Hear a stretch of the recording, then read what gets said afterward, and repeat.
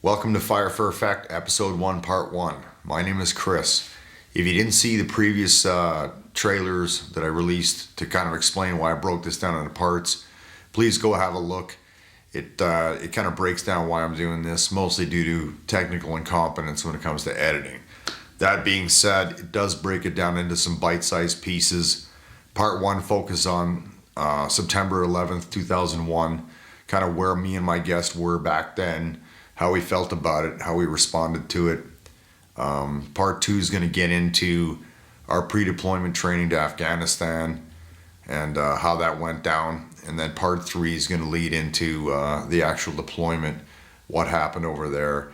And it'll culminate in, how we feel the direction the country's going and what it looks like for the international community going forward. We had a good time recording it. We were a little bit stressed out, a lot of challenges, some technical issues, but I think it came off good. It's my first one, not my best one, so please hang out with me. My first guest is a paramedic for the city of Edmonton in Alberta, Canada. He is also a member of the Canadian Armed Forces Reserves as a med tech.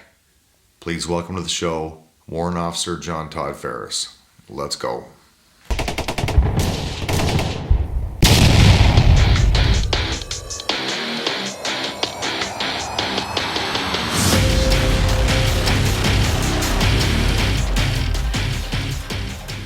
Fucking glass. Might as well.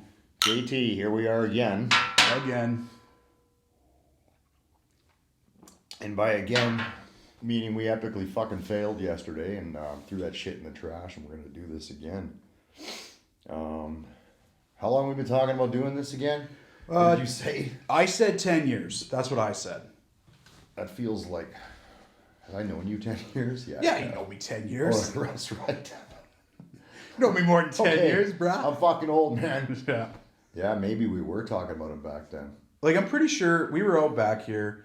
We had a bunch of guys over having a barbecue, and we just said we should do a podcast. And the original idea was Tales from the Deck. Tales from the Deck. We were just going to basically sit on my deck and fucking bullshit and drink beer. Yep, we thought there was a market for that. There might still be. The opportunity might present itself. The problem is the equipment because of all the background noise and dogs and shit. But there's opportunity for that. But yeah, no, I just got serious on this like last year when COVID hit. I'm like, fuck it, I'm doing this. I came over and you were downstairs. You're like, I'm fucking doing this.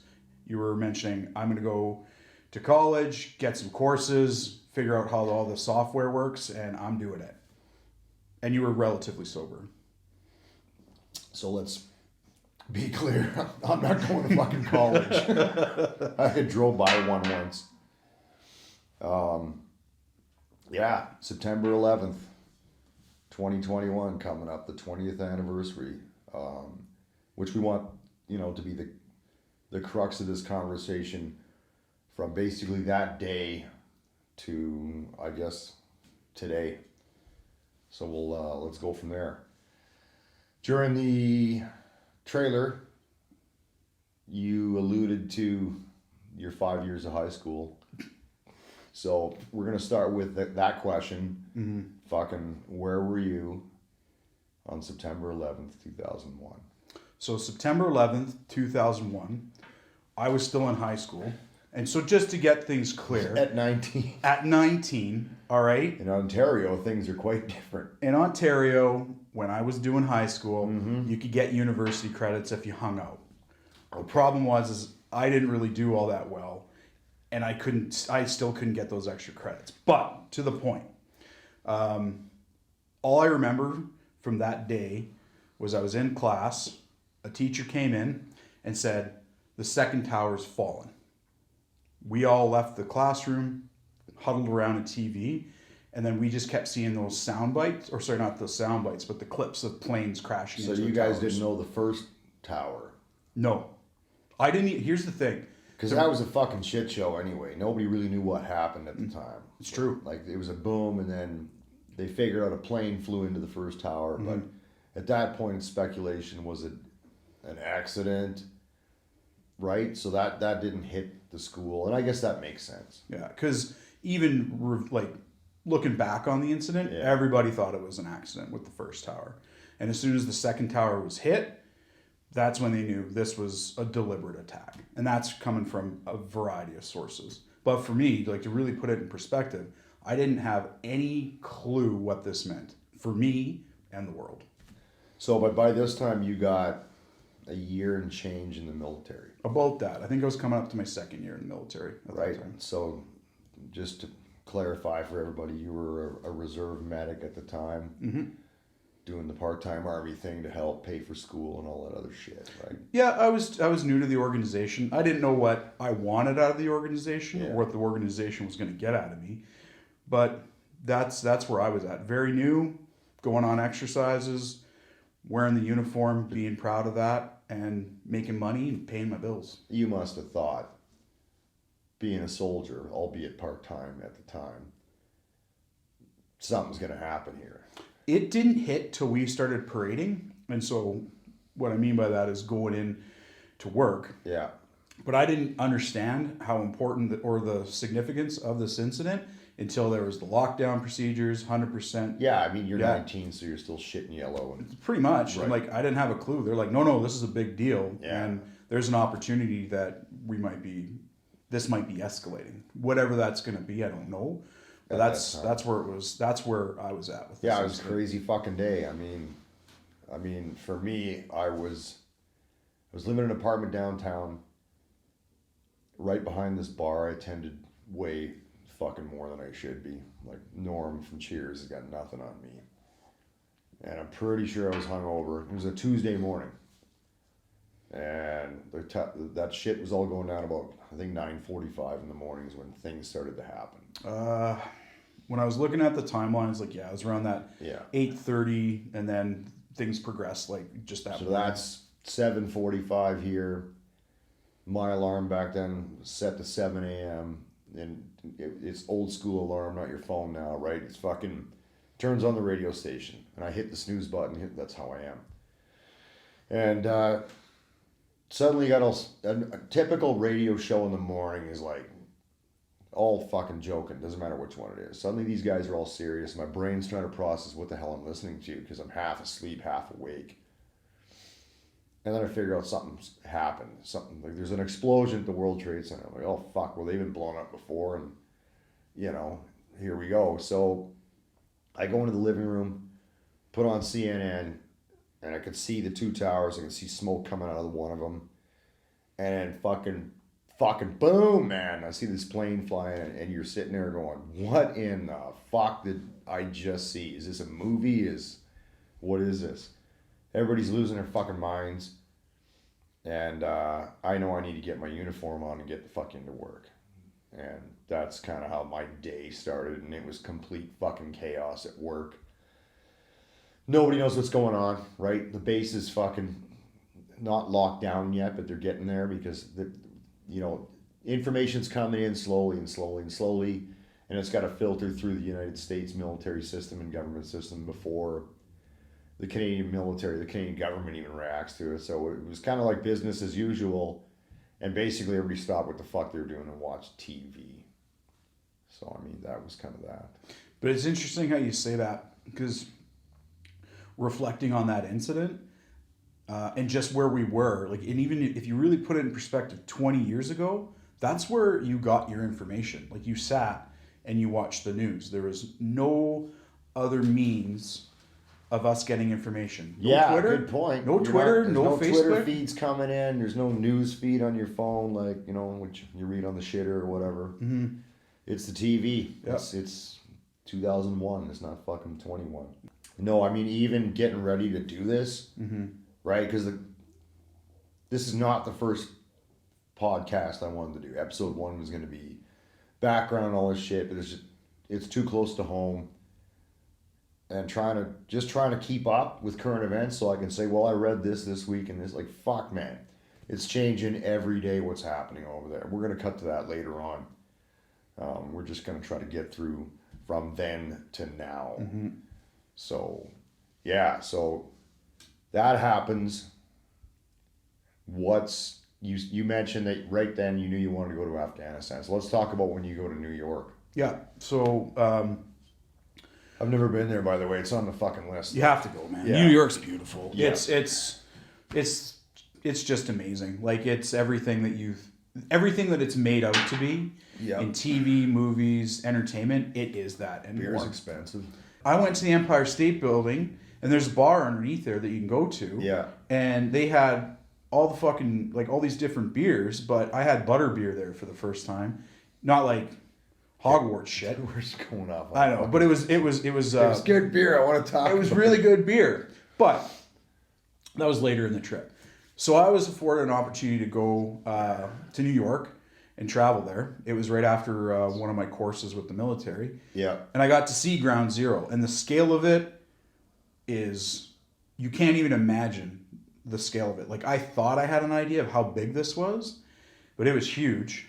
And then there was the monument there, like the two steel beams as a cross.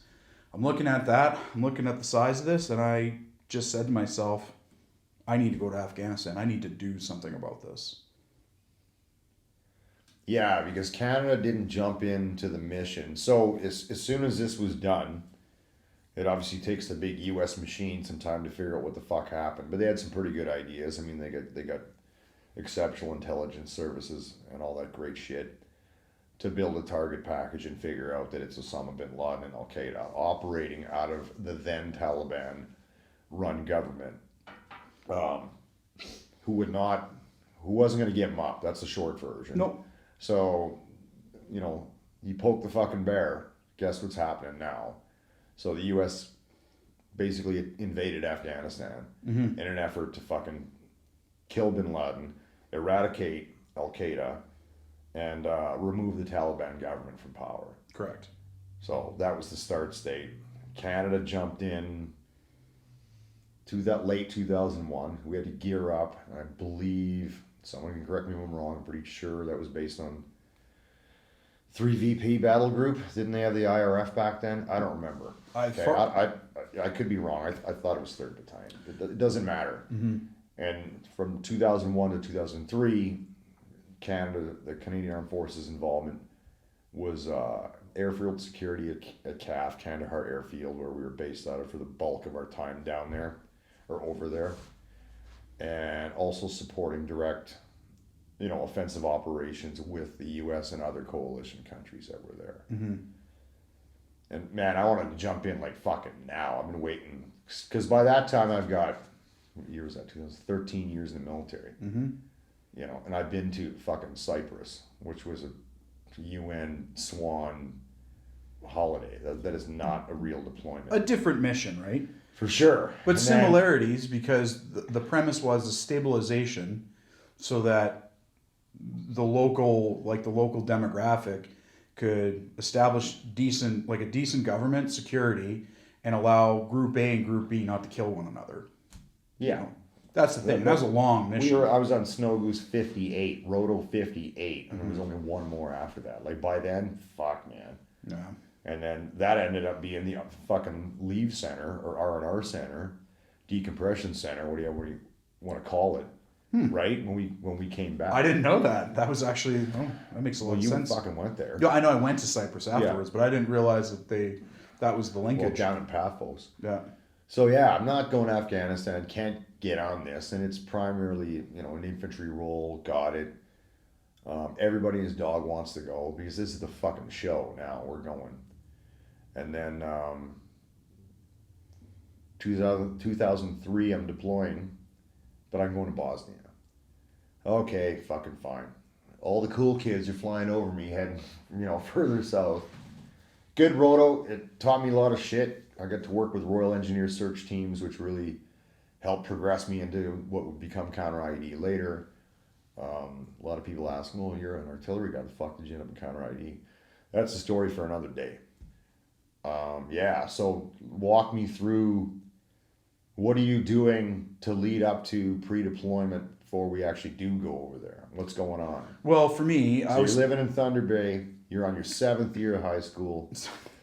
So living in Thunder Right. Bay, living in Thunder Bay, 21, still, the teacher says, JT, you're a little old to be here. still in high school. We're gonna give you the old honorary pass and fucking off you go. So you're still in T-Bay. Yeah, I'm still in Thunder Bay, and so I just did the regular thing. Went on medical supports, like so basically providing like first aid for a lot of the exercises for the infantry or whatever other unit. So I was doing that. The other thing I was working towards at that time was I was going to college and I was getting my nursing, so that was one thing I had on the side there. But for me, I had peers that were going to Bosnia, and I had other peers that were going to Afghanistan.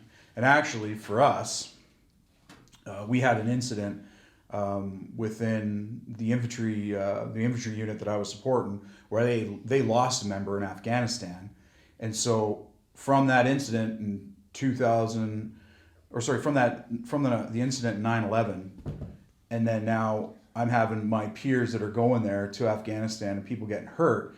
That's where things are connecting. And then the incident from New York, like things are kind of coming together for me. And it's now this, like that same mindset. I want to go, and it's my time to serve my country. So those were things that I was doing and working on. So still in Thunder Bay, but then from 2007 was the phone call where I had the opportunity to leave my position in Thunder Bay and come out to Edmonton and start training guys with the Tactical Combat Casualty Care Force. Yeah, I mean, it was tough because during those few years, because my first deployment was 07, but just getting to that felt like for fucking ever, man. Like, so it's like 5.5 years from flash to bang before I'm actually going over there. I'm like, that's a long fucking time to be waiting when you're just chomping at the bit to go. But it just doesn't line up till it lines up. Exactly. And then I'm there 07, 08, 2009, 2010, and I'm fucking, it's a lot.